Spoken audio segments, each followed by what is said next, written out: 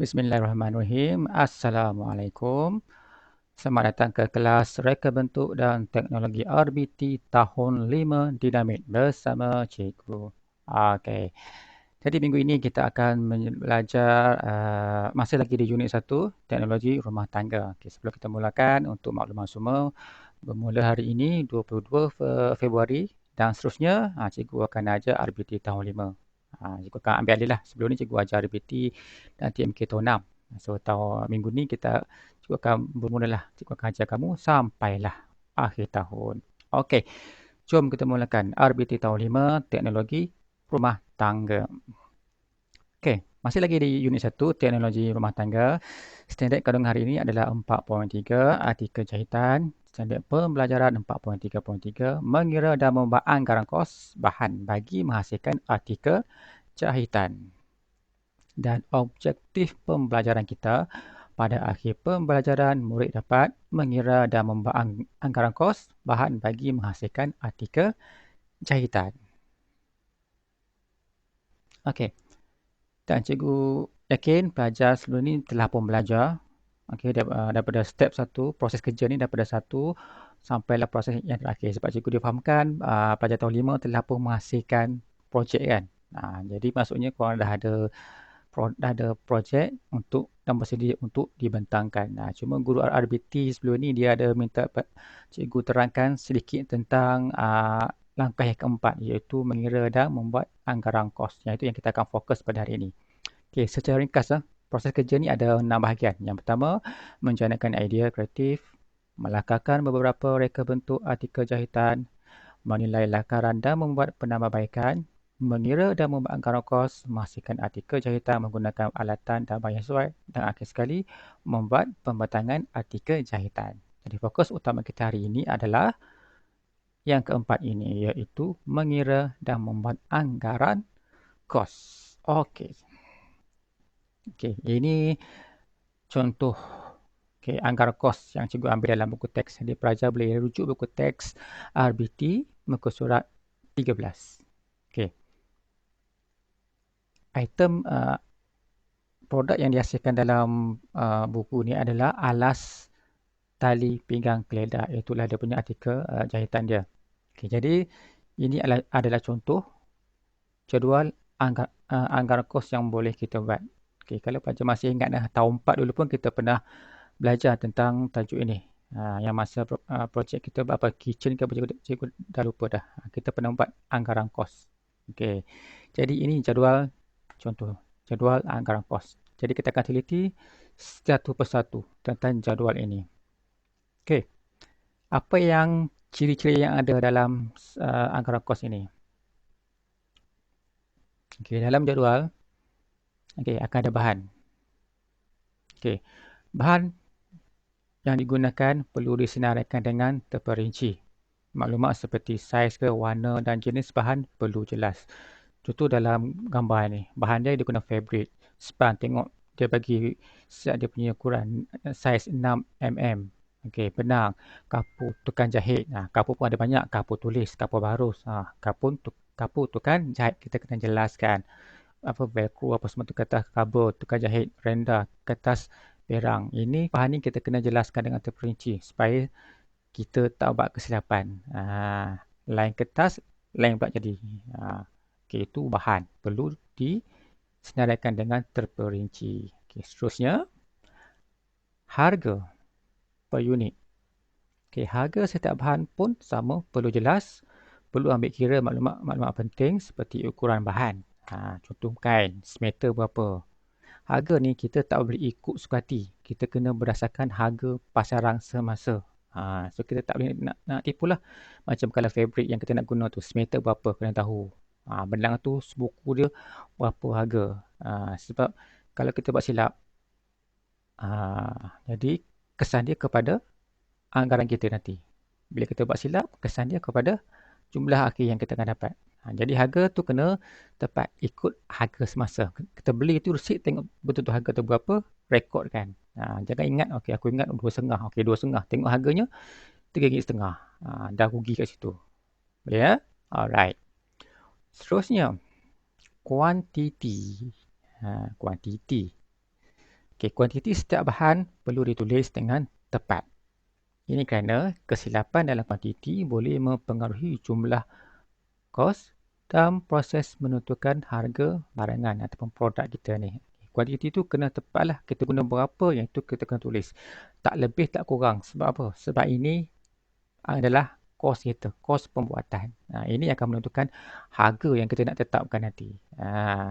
Jangan lebih nanti membazir pula. Okay, jadi kuantiti kena terperinci. Okey, yang terakhir.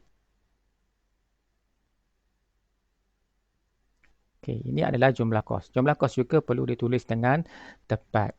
Kesilapan dalam menulis jumlah turut mempengaruhi jumlah kos sebenar dalam proses menentukan harga barangan. Maksudnya jumlah akhir. Kita kena kalau nak darab tu darab betul-betul. Contoh 35 liter darab 0.3 meter dapat 1.05. Kalau kau tersalah darab dapat 2.05 ke. Jadi kesan dia pada jumlah yang kat bawah tu. Bila jumlah kita tidak silap memang akan menyebabkan untung rugi tu. Itu kita kena jaga-jaga. Jadi jumlah tu kena kira betul-betul. Berapa banyak yang kita perlukan, kira betul-betul dan jumlahkan dekat bawah sekali. Itu yang warna hijau tu. Okey ya. Jadi berdasarkan jadual di sini berapakah jumlah anggaran kos alas tali pinggang keledar ini? Okey. Jadi kos untuk menghasilkan alas tali pinggang keledar ini ialah RM3.55 seunit. Maksudnya satu unit RM3.55 itu harga, bukan harga tau, dia punya kos. Kos untuk menghasilkan satu unit alas tali pinggang keledar. Bukannya harga lagi ni, harga kita tak buat lagi ni. Ini kos pembuatan dia. Berdasarkan bahan yang kita guna tu, inilah hasil dan jumlah dia. RM3.55 untuk satu alas tali pinggang keledar. Okey. Jadi, berdasarkan anggaran kos tadi, berapakah harga seunit alas tali pinggang keledar yang kita nak tetapkan? Contohlah kan. Ini hasil akhir. Ada banyak jenis lah. Okey, anggaran kos alat tali pinggang keledar ialah RM3.55 yang berdasarkan jadual tersebut. Harga yang ditetapkan mestilah lebih daripada kos pembuatan. Silap tu, sepatutnya kos pembuatan tu. Okey, kos pembuatan kita RM3.55. Maksudnya mesti lebih daripada nilai tersebut. Tak boleh sama, tak boleh kurang. Kenapa? Ada sebab dia. Okey, contoh hargalah yang kita boleh tetap. Okey, RM4 ataupun RM4.50. Lebih pun boleh, tak ada masalah. RM5 boleh, RM6 pun tak ada masalah. Okey, contohlah kalau kita ambil RM4. RM4. Kos RM3.55 unit. Tapi kita jual dengan harga RM4. Jadi berapa kita untung? So kita tolaklah RM4 tolak RM3.5, kita akan dapat 0.45. Maksud kita untung 45 sen untuk satu unit. Kita dah dapat cover kita punya kos pembuatan, kita dapat untung 45 sen. Okay, kalau kita jual RM4.50, kita akan dapat untung berapa? RM1.05. Ataupun kita nak jual berapa? Nak jual RM10. Tak kisahlah kita punya produk.